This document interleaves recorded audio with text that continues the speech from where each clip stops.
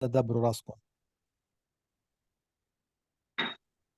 ربنا خلقنا ودير باله علينا، وكل لحظة كل ملي سكند عنده ملايين الكوماندز. ما نفدت كلمات الله، شرحتها بالخطبة امبارح. وإذ ابتلى إبراهيم ربه بكلمات فأتمهن. شو الكلمات؟ أوامر. أوامر. في ناس من أصحاب نظرية أنه رب العالمين خلق الكون وتركه خلص، حط فيه قواعد فيزياء وكيمياء ورياضيات وقال له امشي ودبروا راسكم يا بشر. صح؟ مش صحيح أبدا أبدا. مش والله صحيح. سبحانه وتعالى قيوم، بمعنى قائم على أيوه. الخلق. أيوه ولكن ومسيطر. برضو يعني الإنسان ربنا أعطاه الأمانة، فهو absolutely الأمانة absolutely والأدوات اللي هي العقل absolutely والقدرة على true الاكتشاف. true. حتى الرزق، يعني في نظرية جيدة تقول لك إن الله أنزل الرزق وينال بالسعي. صحيح. يعني في ناس برضو ميبي. بيحكوا لك لا رزقك جايك، لا مش جايك، إذا ما بتسعى ما لا، بيجيك. هي somewhere in the middle أخي محمد. يعني هذه this is deep اللي عم نحكي فيه نحن. و نعم. there are no easy answers، بس definitely رب العالمين ما خلقنا ونسينا. that's for sure. نعم. هيدا ما والدليل حدا بيعترض عليه. الدليل بالقرآن. يعني ربنا أنزل هو ملائكة. ما كل حدا ما الكل موافق على الكلام هذا. نعم نعم نعم. القرآن الكريم ما ترك شيء ما ذكره. يعني كل ما احتاج الإنسان، مثلا في البداية كان الإنسان يحتاج إلى رسل وأنبياء ومناهج، فكانت في عم رسالات. نعم. ولكن بعد الرسالة الخاتمة خلاص، يعني الإنسان أصبح متطور لدرجة إنه قادر هذا عم إنه تحكي حضرتك، عم تحكي على التشريع صح 100%. نعم نعم. بس رحمة رب العالمين تدخله المستمر بالكون موجود وثابت بنص القرآن. يعني قصة سيدنا موسى وما بيحتاج مع رسل او انبياء. ايه ايه قصة سيدنا موسى مع العبد الصالح جود اكزامبل عن رحمة رب هاي العالمين. استثناء. تدخل. نعم الاستثناءات موجودة باستمرار. هلا بغزة فيش استثناءات بالله عليك؟ ما عم نسمع اخبار كل يوم. وين رايحين انتم؟ نعم نعم. إنا لننصر هو رسلنا أكيد. والذين آمنوا. كيف ننصرهم طيب؟ صح. صحيح. في أسباب وفي تدخل كمان. نعم نعم. وإذا أنت عملت ما بتقدر عليه، نعم. أحيانا والباقي رب رب العالمين العالمين بنصرك بيكون فيه النصر يتدخل. يسخر يتدخل الأسباب. به. يسخر نعم أو به. الأسباب ويسخر جنده. ويسخر جنده رب العالمين كمان. جنده يمكن يكون نملي صحيح. يسخرها. انت بتفضل نملي، انا بفضل نحلي. نحلي كمان. نحلي ونملي ودبور بدك إيه. والله حسب المنطقة اللي أنتم المهم جايين. يحفظوهم، المهم الصيدة نحل. يحفظوهم.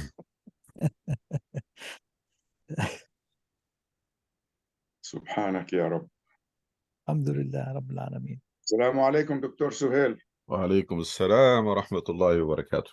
كيف حالكم؟ السلام عليكم. أهلا وسهلا. الحمد الله لله بخير. بخير والحمد لله.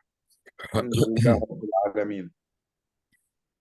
بدي أقول لك أنا أحسنت يوم الجمعة، ما شاء الله عليك، كفيت ووفيت. الله يجزيك كل خير. الله يبارك فيك. Can we switch the language to English, please? إن شاء الله.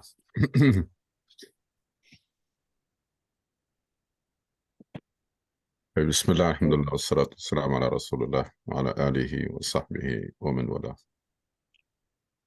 صلى على سيدنا.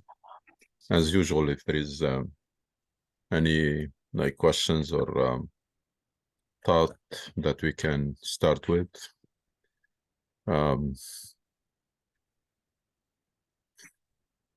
Do you want a question? I have a question for you. We were debating and I received a message.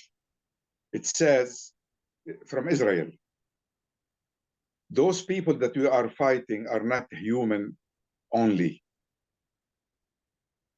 They asked him, what do you mean? He said, I can't explain it. So we Muslims understand that Allah subhanahu wa ta'ala sent angels to fight. And Muhammad al-Habbal just mentioned that Allah will send angels. And I have no doubt in my mind that whenever people are fighting for the sake of Allah subhanahu wa ta'ala, or lift oppression or to establish their own rights that Allah granted every human being, Allah will send them help. And I have no doubt that Allah probably have angels fighting with those oppressed people. What do you think about that? If I can interfere before Dr. Suhail start talking, we hear same story exactly when Hezbollah was fighting Israel in Lebanon.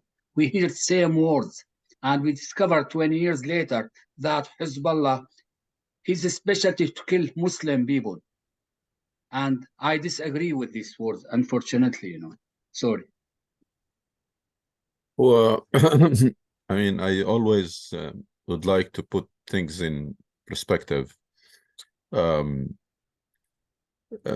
We have very delicate equation, but very powerful if we manage to do it right, which is planning as if you are relying completely on your plans. And after you do everything, you rely on Allah subhanahu wa ta'ala as if you have no plans. Yes. You rely completely on Allah subhanahu wa ta'ala. This is easier said than done. It's very delicate to switch from, I mean, when you are planning, you should not be lazy or lousy and then say Allah will take care of things. No, Allah does not take care of things. Allah takes care only of things that are beyond your capabilities. وأخرى لم تقدروا عليها قد أحاط الله بها. Only things that are beyond, but if you stop short even 1 inch in your planning and in your efforts, you can't rely on Allah to take care of that. You are a student, you are preparing for a test, come like 10 p.m. And say, you know what, I'm not very well prepared. I know there is still a chapter that I did not study, but I'm going to go to sleep and Allah will help me tomorrow. No, that doesn't work that way. You push yourself, you stay as much as you can, you do things right, you do the right things.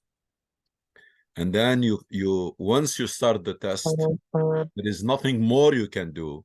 That's where you switch. That's where you put all your trust in Allah subhanahu wa ta'ala, as if you did not prepare, as if you had nothing. That's what the Prophet sallallahu alaihi wasallam did in Hijrah, in migration, when he planned it so carefully. But then when they were in the cave and there is nothing to do, nothing else they can do, and the people of Quraysh were around the cave, Abu Bakr Siddiq, وما أدراك يعني, Abu Bakr Siddiq said, that's it, يعني, we're gonna be caught, يعني. So then the Prophet switched. He said, what do you think is gonna happen to 2 people? Allah is their third. لا تحزن إن الله معنا. Don't worry, Allah is with us. He did not say it the day before when they were planning. He didn't say, let's go and Allah is going to be with us. So we should not talk a lot or count or rely on things if we don't qualify for them.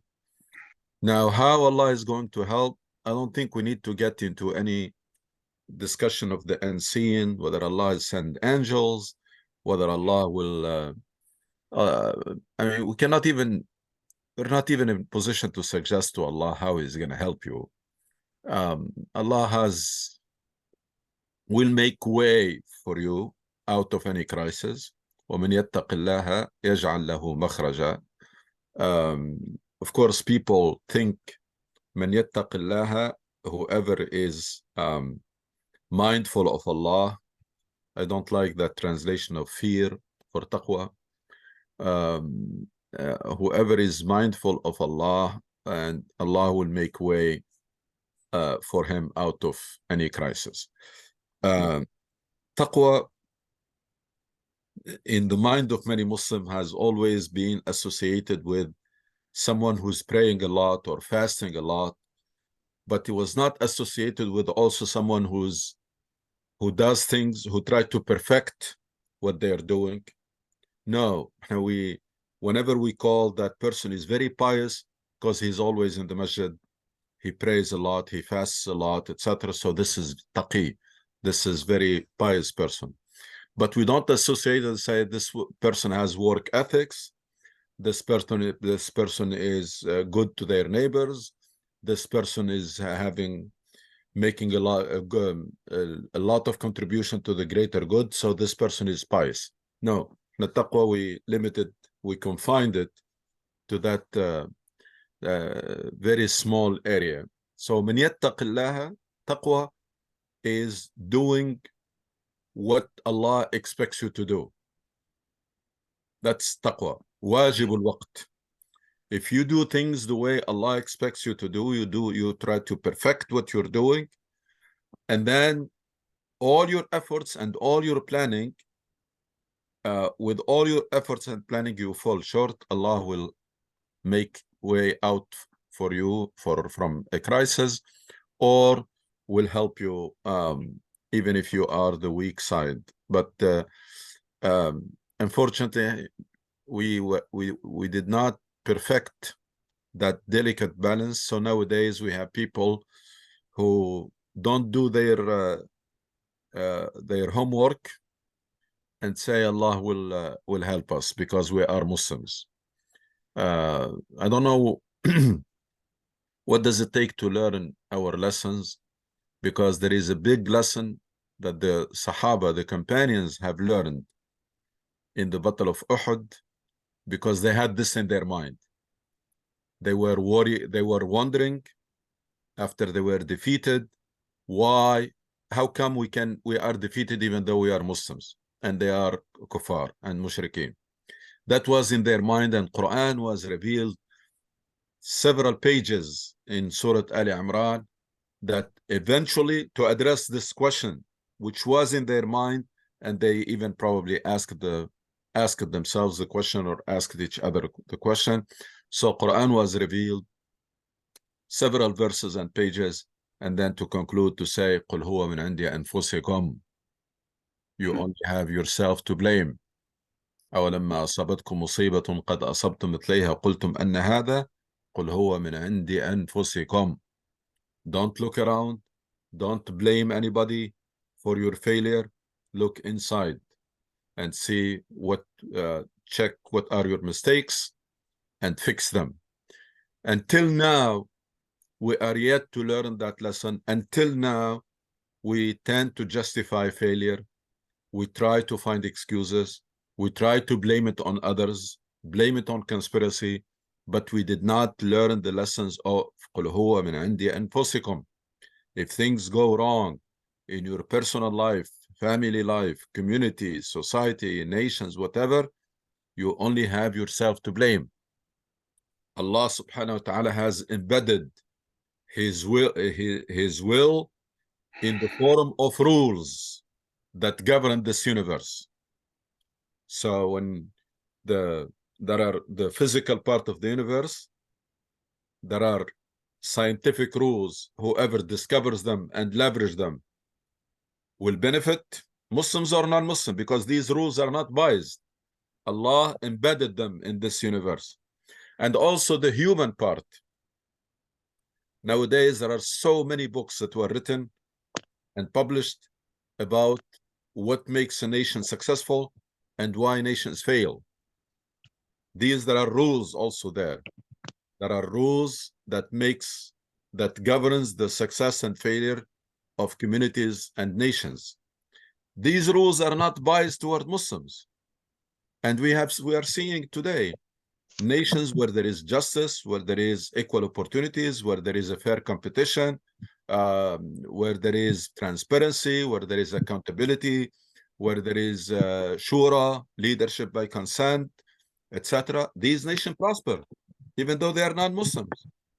And you go to the Muslim world where there is oppression and corruption and laziness, etc., and the things are not working. So the rules that govern this universe are not biased toward Muslim. The scientific, physical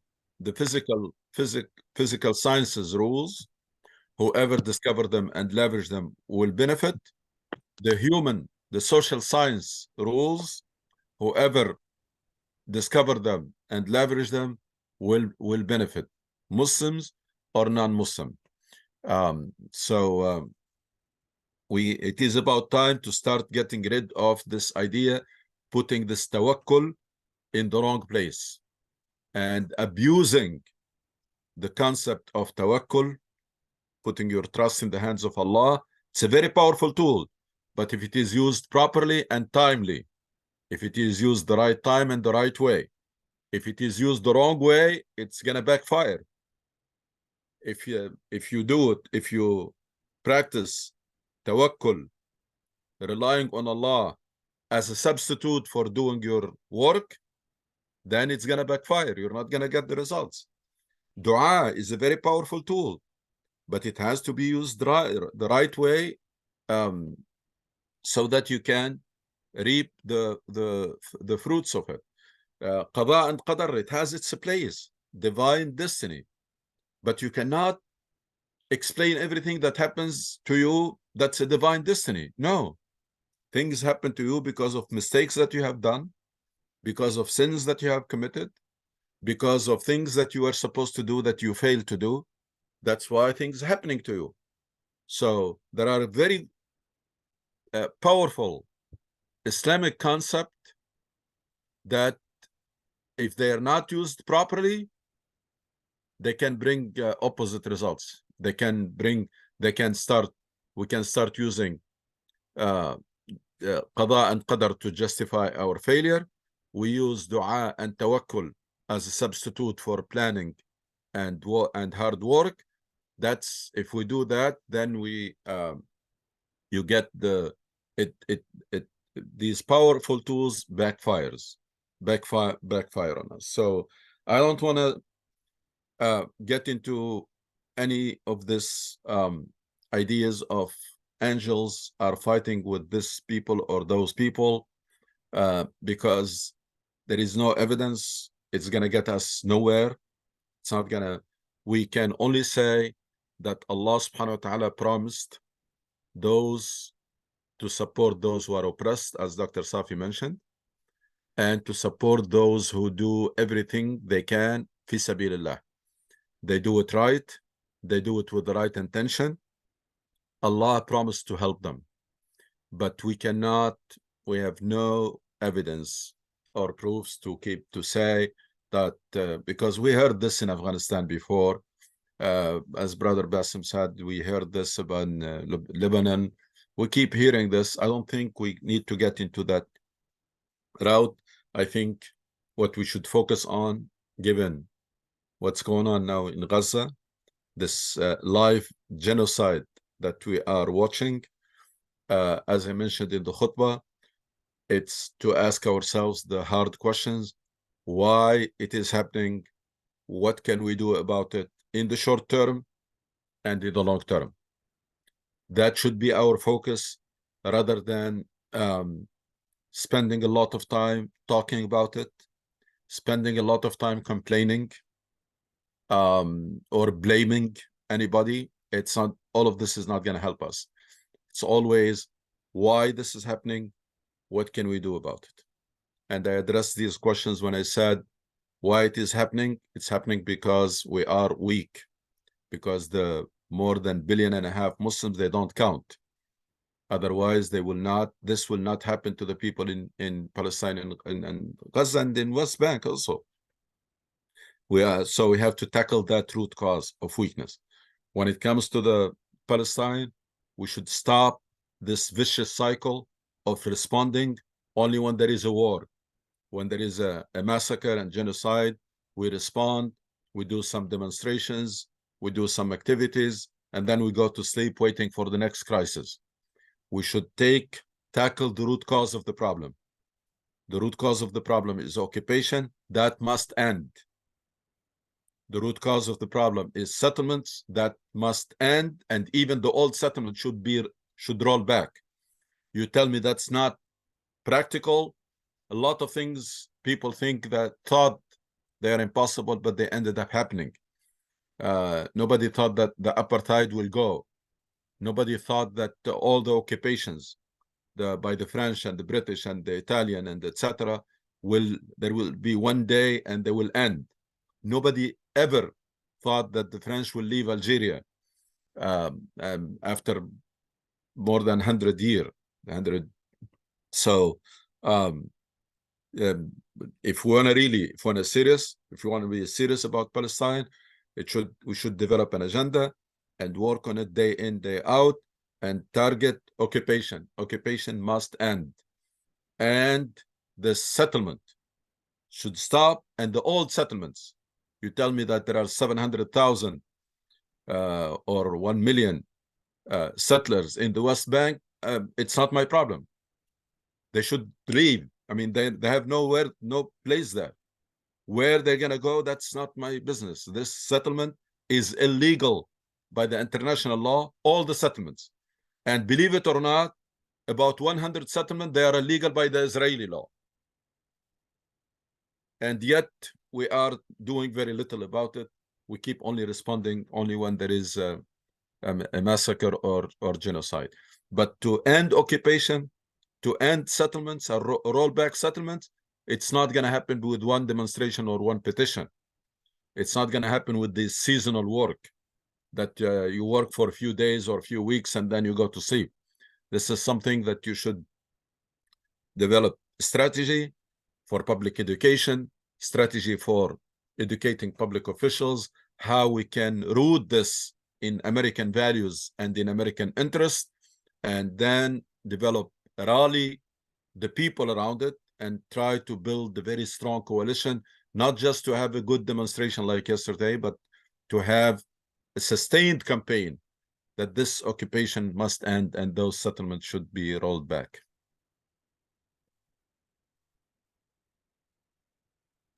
May I add something, Dr. Ghannouchi? Sure. I want to add, what you said is all correct. I want to add something else. Being a good Muslim means belonging to an ummah by the mention of the Quran, وَأَنَّ هَذِهِ أُمَّتُكُمْ أُمَّةً وَاحِدَةً وَأَنَا رَبُّكُمْ فَاعْبُدُونَ. Unfortunately, in the recent history, let's say the last 50 years or so, there has been consistent work by our enemies and by the fifth column within our countries to say, you know, like we say here, America first, Texas first, China first, Syria first, Egypt first. No, we all belong to an ummah. Whatever happens in Palestine concerns me as a Muslim, as a mu'min. Whatever happens in India concerns me as a Muslim, as a mu'min. Whatever is happening in what do you call that place, Burma, concerns me. And if we don't go back and hold on to this feeling of ummah, united ummah, the mu'mins, the Muslims are one ummah. If one organ is in fever, all the other organs rush to support and to help. We have lost it, I feel, and we need to get back to it.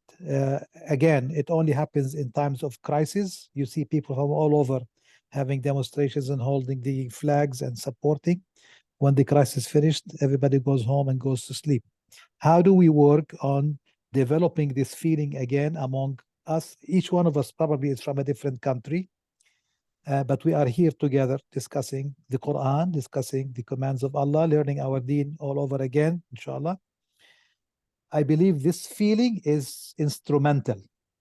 Unless we start feeling that we are one and we talk together about each and every crisis here or there that belongs to the Muslims, to the Ummah of Islam, to the Ummah of Muhammad sallallahu alaihi wasallam, then we are weak and we are helpless. One of the things that help our enemies have the boldness and the courage to keep attacking us, I'm talking all over the place. I mean, I was shocked yesterday to see one Republican congressman from Texas introducing a bill to ban Palestinians from coming to the USA. I don't know how many of you heard about that. But as long as we are divided, this is going to happen all over again. We need to start getting the feeling of being united. Do you agree with that? Well, there is only one way that we can be united. And also, not only we need to be united, but also we need to be fully mobilized in a sustained way. There is only one way that ensures sustained mobilization and sustained unity among Muslims is to embrace Islam as a life mission. There is no other way. You either crisis-driven community, that's where we are now. Now we are a community of firefighting. We respond only when there is a fire. And then we go to sleep. Transforming that community from crisis-driven community into mission-driven community. That's the challenge that we are facing. Because when community is driven by mission, it will not settle until that mission is fulfilled. And the mission of Islam, you cannot imagine that it's going to be fulfilled completely before the day of judgment. That there is no munkar on earth, there is no injustice, there is no, you cannot imagine this. There is no poverty, there is no discrimination, there is no, you cannot imagine reaching that point before the judgment. Because those goals are very high, and you have very strong incentive to fulfill them because they are part of your deen. You're not doing this as a hobby. It's that's your defining mission. So, and that's what I mentioned in the Jumu'ah. It's transforming Muslim individuals from passive worshippers or even active worshippers. Because right now, if you look at the congregation in the masjid, what do we have? Or if you look at the larger Muslim community, and we have the non-practicing Muslims, which are the majority now. They consist the majority. Now we have the practicing Muslims, but they are passive. They do nothing.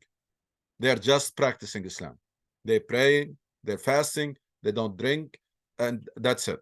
They're not contributing to the cause of Allah subhanahu wa ta'ala, to advancing the cause of Allah subhanahu wa ta'ala. And then we have a smaller segment of, they called Muslim activists, whether they are active on their own or active part of an organization. All of these, they fall short of what is needed, because even the active Muslim, it's still short of the mission-driven Muslim. What's the big difference?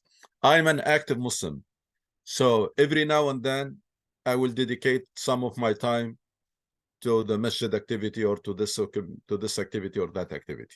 I will dedicate some of my money, some of my time at convenience. And if I'm not busy with it, something else. Yeah. But if I'm mission driven, that's something in my mind all the time. It will keep me restless. I'm always looking for ways to advance that cause. Someone who has a cause, has a mission.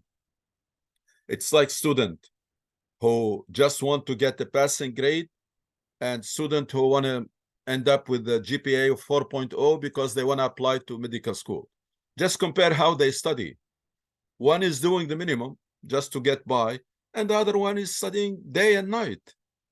So it's that transformation is needed of having for the Muslim individuals from passive worshiper or active Muslim into mission-driven Muslim, and then for the community, from a community that is happy because they have good facilities and because the masajid are full, and we used to have one Jumu'ah, now we have 2 or 3, and alhamdulillah, the whole week we have activities are going on in the masjid, so we're good.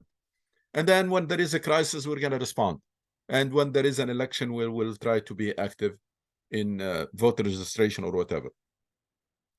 Moving that community, transforming it to the prophetic community who has a mission, has a true leadership, not imam or president of an Islamic center or manager. No, leadership is something else. We don't have it. Leadership in our community, we are leaderless community. What we have good speakers, good managers, good administrators, good whatever, but we don't have leaders. Leader is something else. It's a different class that we don't have it right now. Someone who has a vision and has a strategy to get us there and can rally the troops and people believe and respond. Trust the person and respond. Will not be standing in the masjid begging people to donate or begging people to vote or begging people to participate in a rally. No, it's a different mechanism and different category of people that we don't have. So unless we make that transformation, we're going nowhere, both as communities and as Muslim nations. So talking about unity, before talking about unity of all Muslims, let's unite Muslim in the same masjid here. In the same masjid, everyone is living in their own world. And nowadays, alhamdulillah, the list of Muslim crises is getting longer and longer. Palestine, Syria, Libya, Sudan, you name it. The list is getting longer and longer. So long list of issues. Every ethnic community is busy with their own cause, and only Palestine little bit crosses those border, but other than that, everybody is busy with their own cause. So we need that transformation so that not only you move when there is a Muslim issue, you move when there is an issue, whether it is domestic or international, that Islam has something to say about it. Even if the oppressed are not Muslims, it doesn't matter. There is dhulm, injustice somewhere in the world. You ask yourself, what can I do about it? How can I help those who are oppressed? Because an essential part of your mission is to establish justice, which is the ultimate goal of Islam, to establish justice, and therefore you should be very sensitive and respond to injustice wherever it happens.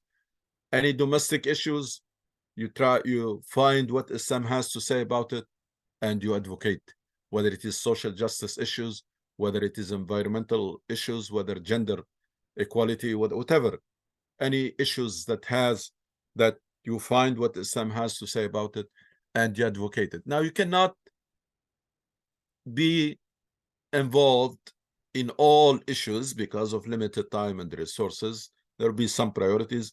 In some issues, you will be involved more because those issues, you are more sensitive to them, or they matter more for you. In other issues, you will do the minimum. You will reach out to your representative. You will share some information. You will try to educate the people around you about that issue. But this is the kind of Muslim, that individual that is needed, and this is the kind of Muslim community that is needed.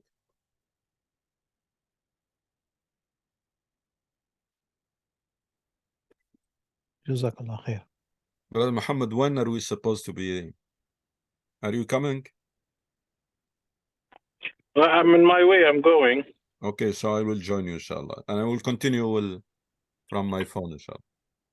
Okay, inshallah. But I have a question about the ayah you mentioned. It looks like I hear it the first time. Can you elaborate more on that?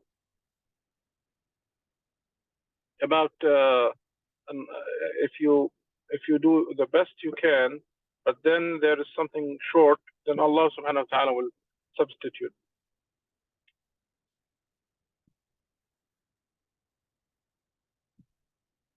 وأخرى لم تقدروا عليها. نعم. Yeah, it's in Surah Al-Fatah. In Surah Al-Fatah, Allah subhanahu wa ta'ala says, وأخرى لم تقدروا عليها قد أحاط الله بها. That's my understanding. I don't think I saw it in any tafsir. My understanding is that verse is a foundational verse, even though it's talking about specific issue, but it has a very general meaning. which is that Allah takes care of things that are beyond your control.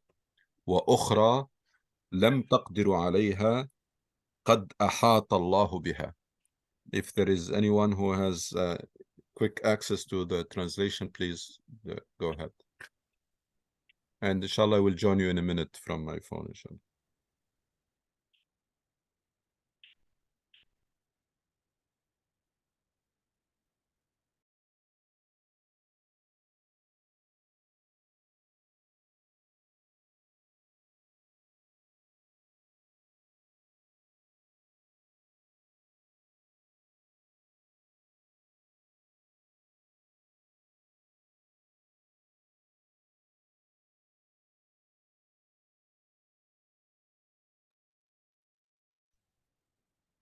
Assalamu alaikum. Dr. Safi, you still with us?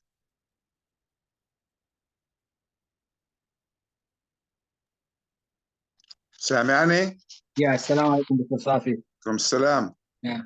I don't mean to be rude, you know, when you mention this about Gaza, but really we heard same thing. My father was here and he told me the 20 Hezbollah fighters, you know, they saw angel behind them, you know, and we heard this story before. And you know what Hezbollah did in Syria and in Yemen and in Iraq, you know.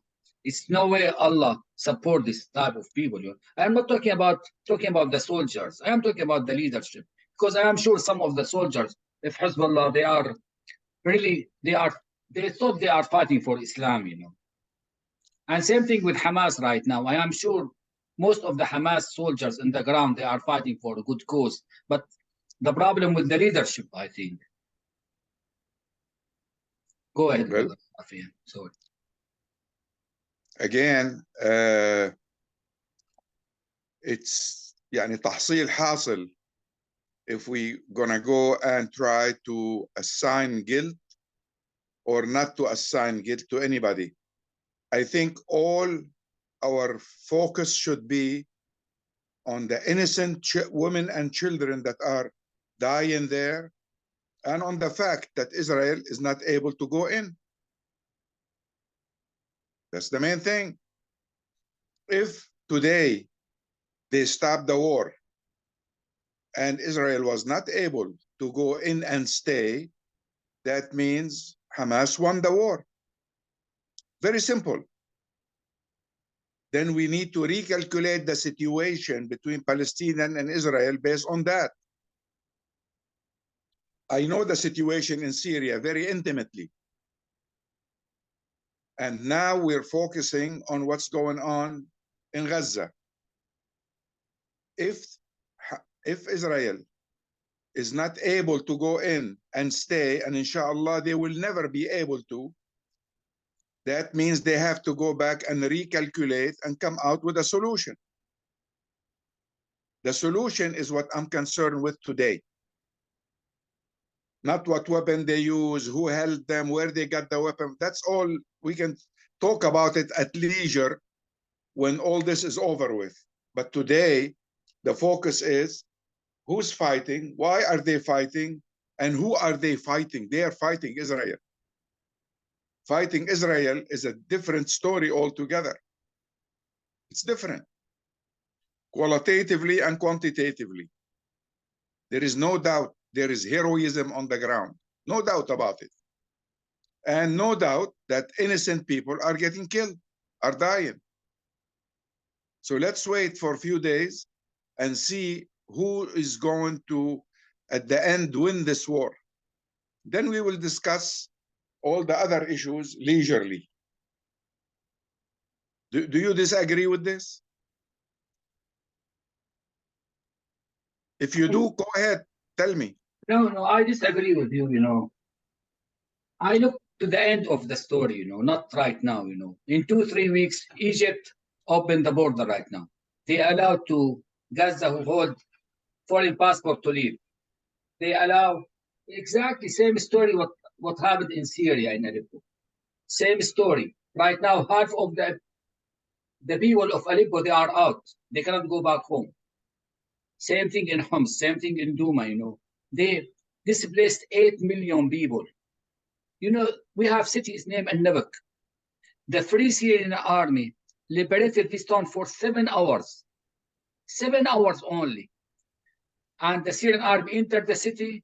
He took all the people of Al-Nabak with the Syrian army. They left toward the north. I think in the end of Gaza will be the same story, like what happened in Aleppo or in Homs or in Douma. The people will go. We will lose 1 million Gaza who live in Gaza right now. 2 million, they will be half of them outside Gaza. We will see it. I hope I am wrong, but I can see it from now. The end of the story is not in the advantage of the people of Gaza. We can talk about victory, like what happened in 1973. We talk about no, victory. You are absolutely correct. From that perspective, I really kind of like could misunderstand you the way you started your argument, but from the perspective that you're saying it now, there is some kind of like, it makes sense, because it makes sense to me personally, because it was the goal to begin with. The goal of this operation, before what Hamas did, the goal of the Israelis was to take the refugees wherever they are and get rid of the refugees. And the issues that happened before this happened, the issues that happened in Lebanon, was a very good indication of what the plan was. The plan that is happening now, and I see your concern about like leadership and about what happened. The plan that is happening now, I think there is a perspective. One way to look at it is that the Israelis allowed this to happen, which I kind of like doubt, because the damage is too big. But there is some indications, or some people, not me, I don't believe in that, but there is some indications that people try to say that Israel allowed this to happen to get ready of the people of Gaza. There is indications that you read under the lines from Americans who's talking about, we need a passage. If you listen to those announcements and the way that they say them, when you ask them a question, when those people are going to come back, they're going to tell you what exactly Bassem is saying. Oh, then you need to negotiate again with the Israelis to let them in. We've been negotiating with the Israelis for the last 30 years. We didn't get anything. And people who's outside, they denied them the return. How those 1 million or 2 million who's left in Gaza, if they leave the country, how are they going to come back? Who's going to allow them, first of all? So the damage that is happening is an indication and fear. If that plan is going to continue, there is that fear that Bassem is raising now, that those people who's going to leave, they're never going to come back. But what Bassem, and I hope that Bassem is wrong in this way, is that the missing component here is the Palestinians who live in Gaza. As long as they stay in Gaza and they don't leave the border, and this is very hard for the conditions that they are there, and I understand this very well. But if they stay in the ground in Gaza and they don't leave and they don't listen to anybody to leave the ground, they are in the dangers of two things. Either we have a lot of more casualties killed, and the other thing that if they stay is like it's their chance to not become refuge for a third time, and maybe more. Some of them been leaving the country or left their homes. So I can see where if this is the case where Bassem what Bassem is concerned about is the refugees. Yes, there is that fear, but we need to take all of the components for that. It's like I really feel well when I hear somebody saying, oh, I lost my house, but I'm never going to leave the country. I lost all of my family, and I'm never going to leave the country. It gives you that indication of staying the ground and not giving up. It gives you that courage that those people have, and the courage that, and this is what the muqawama, if the truth muqawama that is happening in Gaza needs.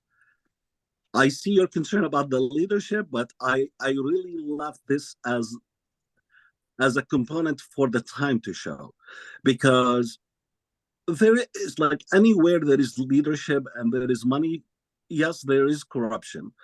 But to tell you the truth, Bassem, the indications show I was almost labeling some of the Hamas before any of this happened as equal as the Palestinian Authority. I got, it's like in my mind, this is how I was thinking about them, because I was seeing the jihad is doing the fight by itself.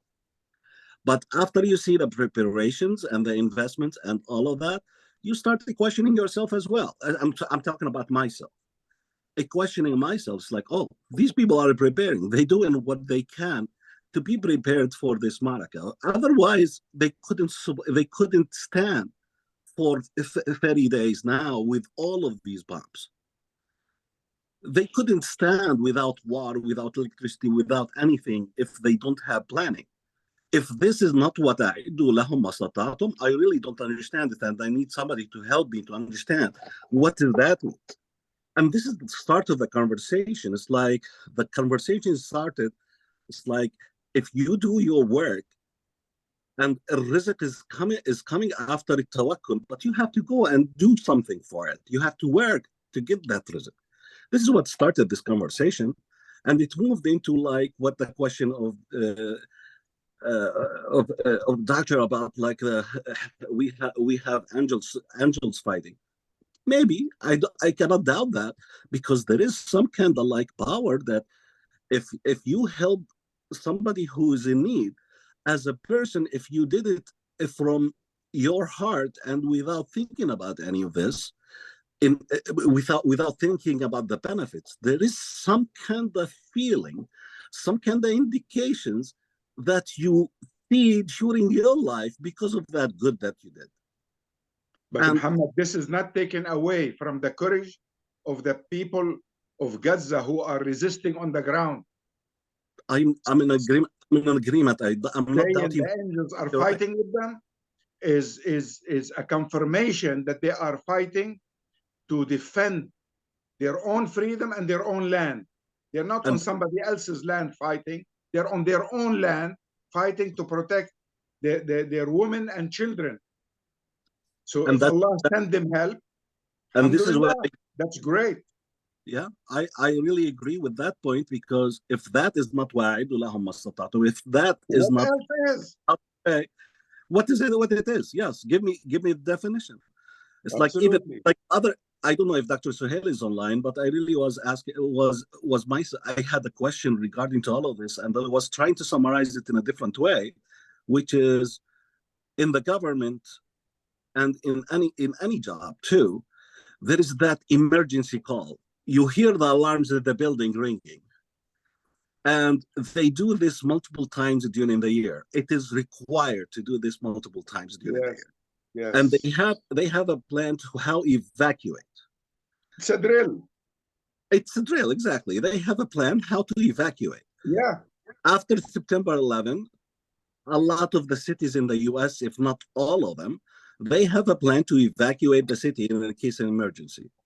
As a Muslim community, in case of an emergency, how we evacuate our Slavian, it's like, let's have 10 things to concentrate on, to say that this is the highlights of our exit plan from the conditions where we are. And let's work on them. It's like what makes us perfect. It's like how we work. We don't have any. We don't. And we don't. We're not prepared. I really like to listen to Dr. Suhail to tell us about, like, let's have a list and start working on that list. It's like what, and I know that we all need help, but if there is indications of the Quran to indicate that it's like, what is that we need to prepare for to get us into that point? Thank you. I want to, first of all, I mean, determining whether this move by Hamas was the right thing or the best thing to do, or that, I think it's too early.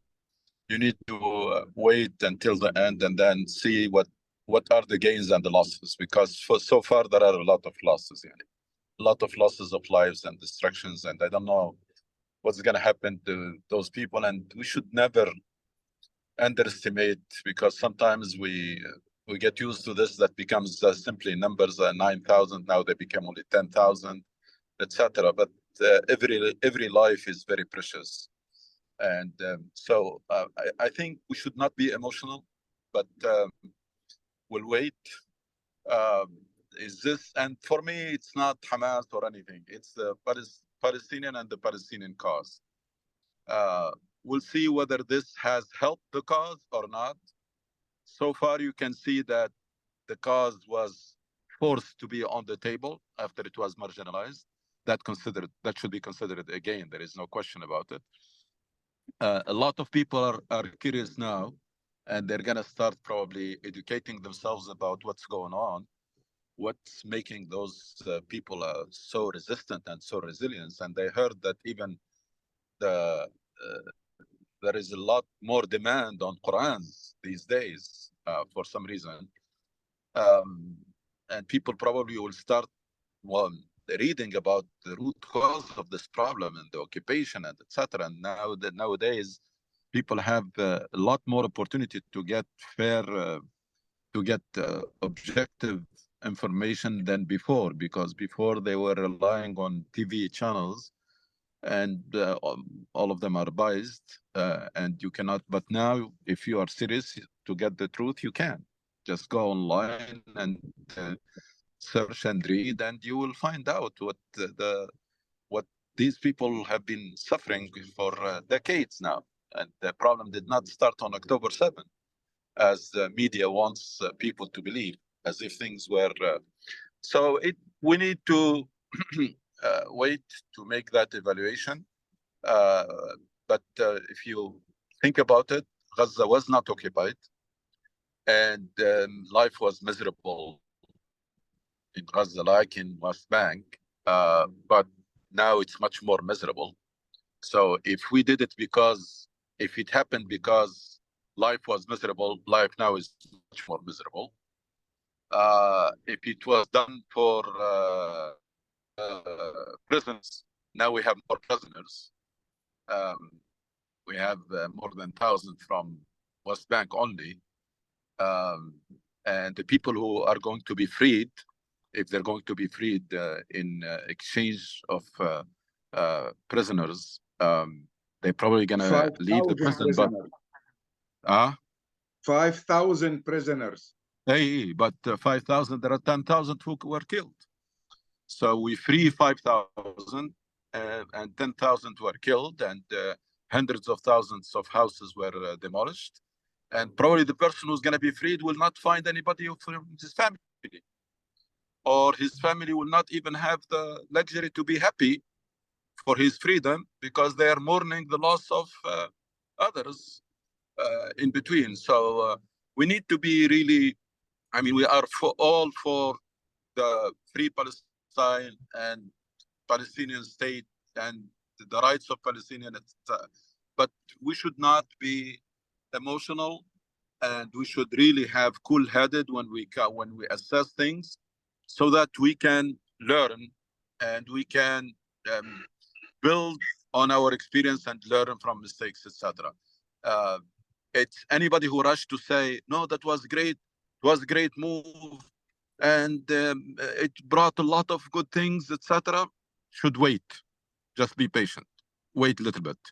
And anybody also who rushed to say it's all losses, it brought nothing. No, evaluation doesn't happen now. Evaluation happens when everything's settled. Then we should have that cool mind and cool-headed and make that evaluation, because for now, if this was driven because the life of Palestinian was miserable, and it was in Gaza and in West Bank, now it is much more miserable. If it was done to free the prisoners, now we lost more than double the number of prisoners, of people as martyrs. And I don't know what's going to happen after that. I mean, with but we all have a the pain of the issue. We have a discussion of the issue. The issue is on the table, and it wasn't. Yeah. No, I mentioned that. a I topic. mentioned that, Yes, but Dr. very Dr. important. Safi, if we had Muslims, if we had Muslim community and Muslim societies who can sustain this, I'm with you. But I'm afraid it's going to die out. It's on the table now for only a few weeks. That's No. what I'm afraid. No, let me tell you. Let me finish, please. Inshallah, inshallah, the events will prove you wrong. We can say inshallah all the time, but from experience, that's what happened with all the issues that we advocated. We were not able to sustain it and turn it into an agenda. Yes, now we are demanding ceasefire. We're demanding humanitarian aid. But I hope and I wish, even though I'm not very optimistic, that the moment this happened, we switch to start working against occupation and against settlement. I'm not optimistic that Muslims are going to do that, because we did not do that. We did not do it before. When there is the ceasefire, we relax. We relax and we go home and we go into our sleeping mode again. If we had people who can make that transition, if we have Muslims all over the world, from United States to Indonesia, that has today more than 1 million people on the street, if we have people who are gonna switch the day there is a ceasefire, say, you know what, that was just the immediate demand. That was not our demand. Our demand is to end occupation. And we're gonna continue marching, we're gonna continue demonstrating, we're gonna continue putting pressure until that happens. I'm sorry, I wanna say it as is. I don't wanna fool myself, I don't wanna fool anybody. I'm not optimistic that's gonna happen. Assalamu alaikum. May I say something, Doctor, here? Alaikum salam. I think we should keep this meeting the way it was always, to try to understand our Islam properly, go back to the Quran. I heard a lot of political views in the last 10 minutes. I disagree with most of them. I don't want to get into this. Let's stay on focusing on understanding our Islam and try to improve ourselves so we can work on whatever we agree on. We're not going to agree on anything. Personally, I trust the leadership of the Palestinians in Gaza, and I pray and I do everything I can to help end this war, and that, you know, by any means I can. Let's agree on that. Let's not get into other issues. We will disagree. I will disagree. So let's keep focusing on the purpose of this meeting. I don't know what you disagree about, because we are all for ceasefire now. No. We want it to happen yesterday. And what we want, well, we are not in disagreement. We want Muslims to continue to be mobilized, yes, and to work against occupation. But the reality and the history tells us that's not going to happen, unfortunately. I'm not talking about that. I'm sorry. No. Yeah. I heard some other people discussing it, even, you know, casting doubt on the leadership of Hamas, and casting doubt on this, on Hezbollah, casting doubt on that. I disagree. This is politics now. Let's not talk about politics, please. We may disagree. Let's keep talking about what we started talking about. I think we can agree more about that. But you might have other people to agree with you, brother, about, yes, like absolutely. Excuse me, but you might have, like, to raise the issue of, like, this is not a good time to divide the community and the Muslim community. If somebody says La ilaha illallah, in my eyes he's a Muslim, I don't care about anything. Absolutely, agreed. But you can raise the issue and we move on, because even our religion is like, doesn't tell us not to get involved with politics. It doesn't tell us not to get involved and express our feelings.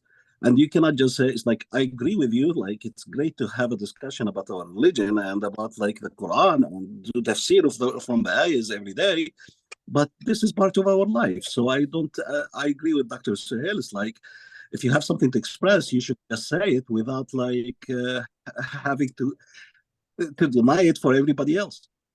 Yeah, I also want to say something, Brother Muhammad, about this, the word trusting leadership. I think that word has to be revisited, because for so long, a lot of people trusted leadership, including heads of states and heads of political party, and we ended up in disaster. The Islamic approach, it doesn't have something called trusting leadership.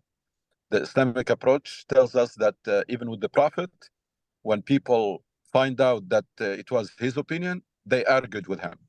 They didn't say, just trust the Prophet, he knows better than you. That was before, yeah, that was before. Now we are in the middle of a disaster. We are in the middle of the war. No, let me finish. Now there is no disagreement that anybody who can do anything to stop this madness and this killing should not hesitate and should not even waste time discussing or arguing. That's not on the table. That's something that no two reasonable people can disagree about. I'm talking about after that. I'm talking about, inshallah, succeeding to stop this madness and save as many lives as possible and resume some sort of life for people who, I heard stories about to get some bread, people spend 4 hours online in line to get this pita bread, this one bag. And it's not enough for the family, and they come in the evening to spend 3 or 4 hours more. These are the people who lived. These are the people who were not killed. To spend 3 or 4 more hours to get another bag of bread. Rabbi, what kind of life is this? Yes, agreed. Let the people of Gaza make the decision. Let's whatever we agree on, let's put it on the side. Anything who can do anybody who can do anything, calling, marching, participate, whatever you can do to stop this madness and ceasefire, we should do it. I'm talking about after that, people should assess, should make an evaluation. Absolutely. The only way we can improve as individuals, as families, as communities, as nation, is to learn our lessons. لَقَدْ كَانَ فِي قَصَصِهِمْ عِبْرَةٌ. Always. Actually, the wise people should learn from others' mistakes, not only from your own mistakes. Should sit down and assess. Was it right? Was it the right time? And this is not for this incident only. Always. Even in the masjid. What we did, was it the right thing to do? Expanding the mosque rather than purchasing a new one, whatever. So this kind of critical thinking should be promoted and should not be suppressed. And dealing with leadership, we trust and verify. We need to learn on how to hold leadership accountable and not give them blank check all the time. And whenever we want to do an evaluation, they will tell us that's not the right time, or we should not expose our mistakes. No, we should expose our mistakes to learn from them. But of course, doing it the right time. Now, at this moment, is not the time for any evaluation. Is not the time for any criticism. Is not the time for any division. Now the time is to rally everybody so that we can stop this madness and save the lives of those children that has been pulled from the rebels. And when they are pulled, they find out that they are the only, his or she is the only one left in the family. It's so much pain, so much pain and so much anger. Yeah. Thank you. Yeah, I agree. Thank you. Yeah.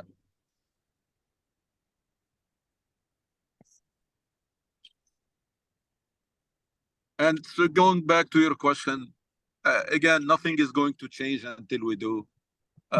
Until we rediscover our deen, the original deen that was lost over the century. Until we embrace as a life mission, until we become fully dedicated among the first category of Islam, not the second, because in Surah Al-Hujurat, in the end of Surah Al-Hujurat, Quran tells us about 2 types of Islam. There is Islam al-Arab, which is just very shallow, very superficial, and there is other Islam. إنما المؤمنون الذين آمنوا بالله ورسوله ثم لم يرتابوا وجاهدوا بأموالهم وأنفسهم في سبيل الله أولئك هم الصادقون. Yes, thank you. The switching from قالت الأعراب آمنا قل لم تؤمنوا ولكن قولوا أسلمنا. Switching from that superficial Islam that will make you only pray and fast and abstain from some major sins and probably do some activity here and there and you feel happy about yourself, into the Islam that will make you restless, not only during the day, but even at night when you are exhausted and you wish you have more energy to advance the cause of Allah subhanahu wa ta'ala. تتجافى جنوبهم عن المضاجع. Allah subhanahu wa ta'ala describe the believers that even when they go to sleep and they are exhausted, they wish they have more energy, that they can spend it to advocate and to advance the cause of Allah subhanahu wa ta'ala. And we learn in Surah At-Tawbah of those who were crying. They had tears in their eyes because they did not have money to spend في سبيل الله. ولا على الذين إذا ما أتوك لتحملهم قلت لا أجد ما أحملكم عليه تولوا وأعينهم تفيض من الدمع حزنا ألا يجدوا ما ينفقون. This is the kind of Islam that we need to find, rediscover, and promote it again, because the current version of Islam, even if it is embraced by all Muslims all over the world, it's not gonna make any difference. It's very defective, very shallow, very superficial, and it's not the kind of Islam that's presented by Rasul Sallallahu Alaihi Wasallam that transforms the individual and turns that the individual into a difference maker, into a civic leader, and into a role model, into someone who has an impact as an individual, and then they join hands as a community and make a difference wherever they settle.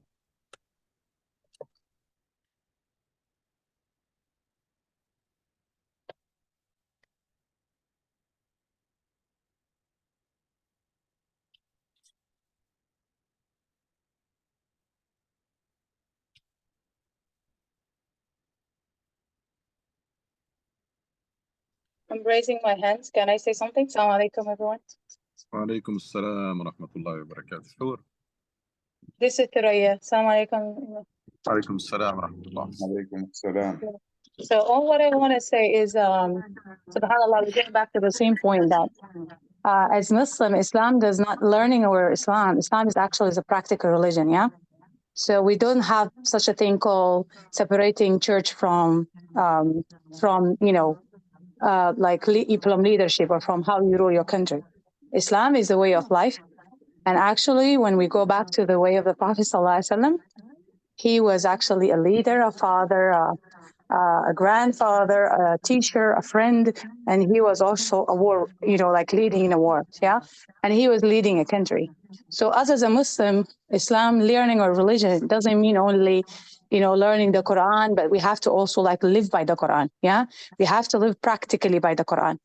Meaning what the Sahaba used to say, they never say we memorize a surah or ayah until they understand it and then they live by it. They practically actually live by that ayah, yeah? So our problem as Muslim for a long time, we've been understanding that for us to be a good Muslim, we have to pray and learn Quran and learn interpretation and fast and pay some charity. And that's how we are as good Muslims. You said a good point that, okay, learning our religion so we can do better. It's have to go hand by hand, yeah? Until we die, learning Islam is a journey for us. Until we die, we're going to need to learn more and more. But we cannot stop something and say, okay, we have to wait until we learn a specific, amount of knowledge, and then we're going to, be a participant in the community. As we discussed before, last, debate or last lecture, I'm not sure if you were here, that we say politics actually is in every aspect in our life, from the bread you eat, the house you live in, to the car you drive, to the job you go to. So politics is not just people sitting down talking. It's actually a practical thing. We have to educate our community that being an active participant in your community is part of being actually a good Muslim. Because a good Muslim, they care about justice. Good Muslim care about good quality of life to everyone, not just to our people, to everyone. Justice have to be to everyone. That's kuntum khayra ummatin ukhrijat linnas ta'muruna bil ma'ruf wa tanhawna 'anil munkar. We were the best nation just because we were bringing justice. We were telling the people who were doing wrong to stop doing wrong, and people who were doing right, we stand by them and help them. Yeah. So what we're doing now, we're saying, I agree that the debate on some minor things about this and this, yes, as an ummah, that's what divides us. We shouldn't debate about, if Hamas or whatever they're doing. Those Palestinians, they stand up by Hamas, so we should care. That's what the Palestinians want. We want what they want. We are here for them. We're not here to take decision for them. We're here to help them. They're the ones who are expert of their life.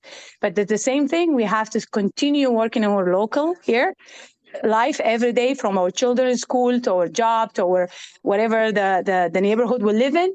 We have to be an active participant. We have to go out and understand how the system works.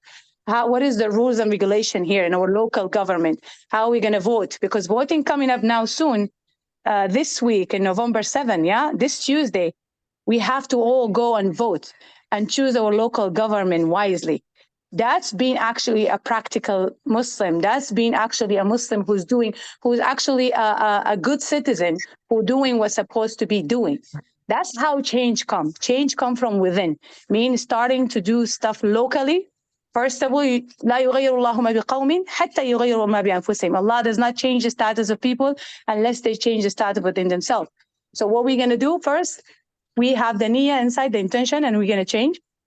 And then we're going to understand how things going around us, and then practically start doing it. The Prophet ﷺ said, "Man arifa lughata qawmin amina sharrahum." Whoever know the language, the culture of the people, he's safe from them. The language is not only the culture, and the language is actually also how people live and how the rules and regulation. So you can protect yourself and abide by the law. So we want to change that mentality of not talking about what's going outside. This has nothing to do with Islam. No, actually, it has everything to do with Islam, because as Muslims, we should care very strongly about what's happening in our community, locally and then internationally. Assalamu alaikum. I haven't joined in a while. I think following up on the sister said, the last couple of days I was doing a quick research on what as a community can we do to help our brothers and sisters in Palestine. So if you don't mind, I shared the screen. I came up with top 5 strategies. It's a small document, and I'm about to share it with the community. But before I do that,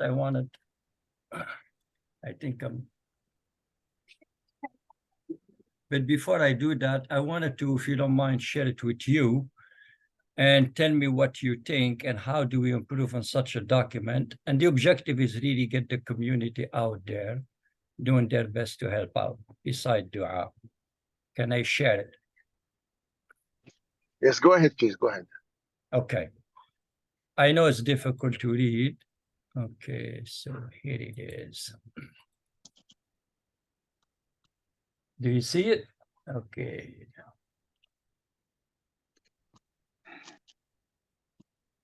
Hello? Do you guys see the document? Brother, we can see it, but we cannot read it. So please give us a brief of what it says. Give us the main point. I will speak through it. So basically that there is a narrative being pushed out there that Israel has the right to defend itself against Hamas. It's basically, this is a war against terrorism. Okay, while in actually empowering them to commit a genocide and ethnic cleansing in Palestine. So what can we do besides sincere dua to actually support and help? So I came up with the 5 top strategies, and I was looking for basically what are the strategies and tactics to make this effective. So one is engagement with elected officials, peaceful demonstration and rallies. On this one, I'll just give examples on the tactic. We should coordinate the events. We should make sure that the media is there, do a media outreach. We have to have a key message and speakers. And also the banners, they have to give a clear message. And I'll give you an example. I went to a demonstration a few days ago, and the message was not clear. So I called some of the youth. I said, why don't you focus on the message on call for ceasefire now, stop the genocide, instead of reading a whole letter. But I guess they could not get out of the text. I think their leaders, they told them to read it. The young folks are reading it. The other thing is advocacy to the media and social media, especially social media, community organizing and grassroots movements, and advocacy for policy changes. All of those are short-term things we can all engage in. Like the Sheikh just said, everybody does what he can right away. Anyway, so, and then the next thing is really I was thinking of doing to do a gap analysis of this versus what others are doing that are successful, and where are we lacking, and then come up with a quick way to basically mobilize the community when things like this happen, and be able to be out there very quickly and influence both policy and public opinion. Jazakumullahu khair. This is just something, just watching Al Jazeera constantly making dua, something we can do and help it, but I felt we could be doing better and more. Jazakumullahu khair. That's all. Thank you.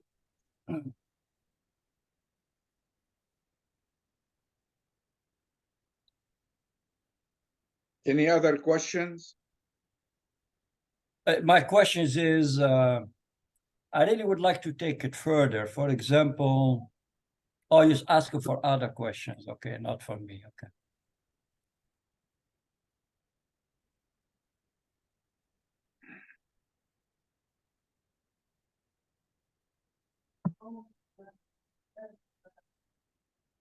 I'm going to stop the sharing. I would appreciate any comments.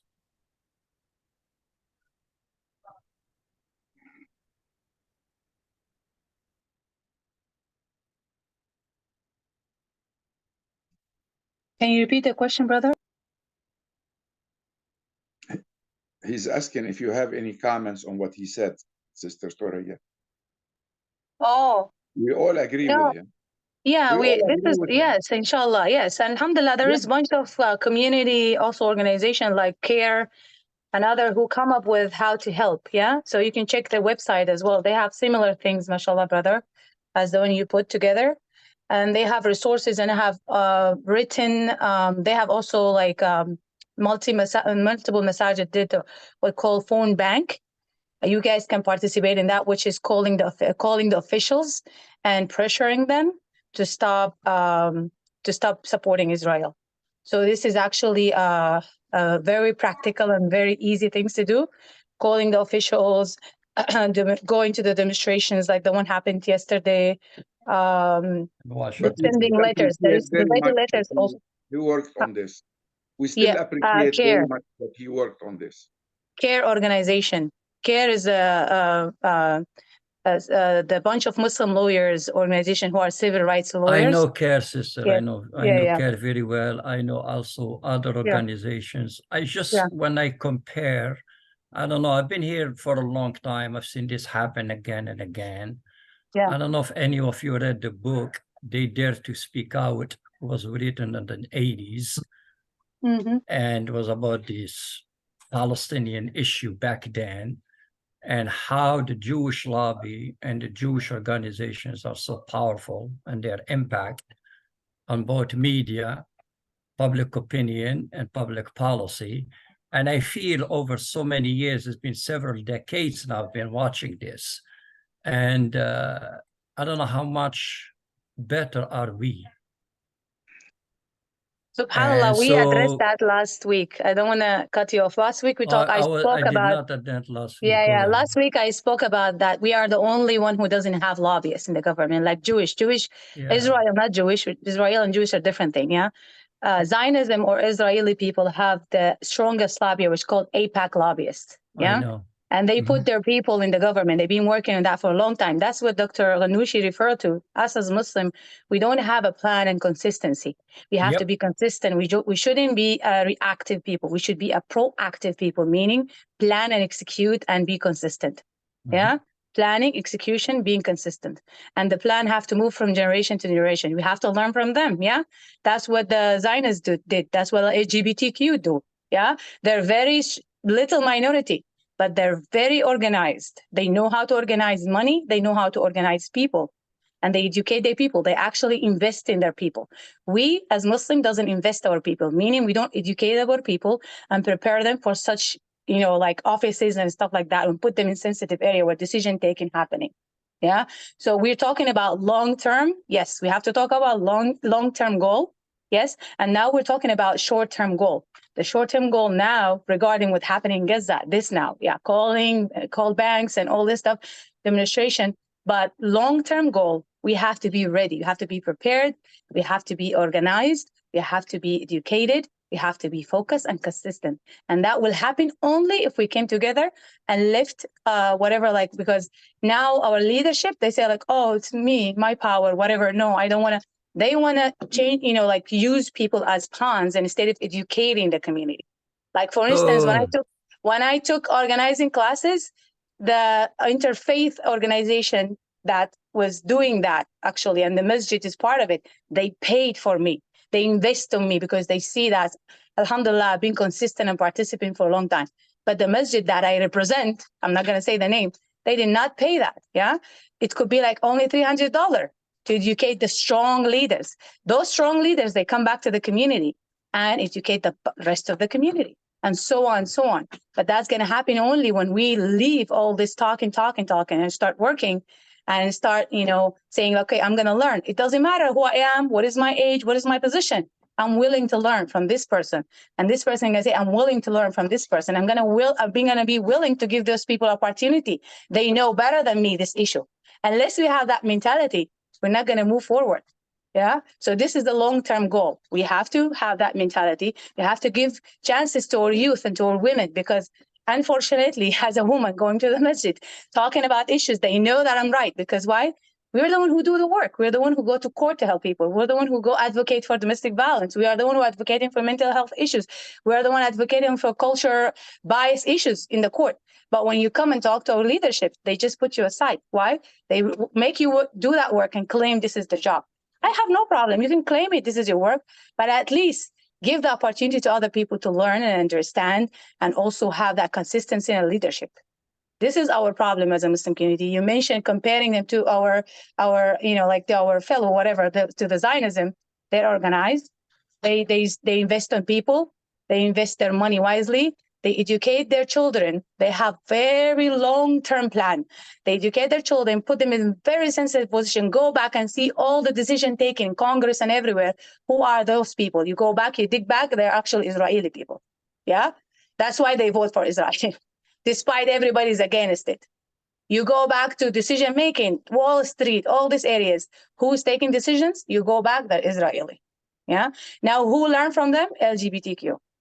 Yeah, so we are in danger now. We as Muslim, if we are not united, because as a person who go to the school, public schools, I have children in public schools. I go to the board meetings, and alhamdulillah, we were the reason that we made the Eid is an official holiday in Fairfax County Public School. We've been fighting for years and years with the Jewish to make our holiday as official holiday off for our children and our staff. Yeah, so alhamdulillah, I succeeded in that. But you know, seeing that how those LGBTQ people, same like Jewish people, come to every meeting, very organized. Every time they send different people, very educated, very consistent. They come and they're very aggressive, talking to those board members, talking to those, you know, administration, and telling them, we want that and we want it now. And what that administration gonna do? They're gonna listen to them.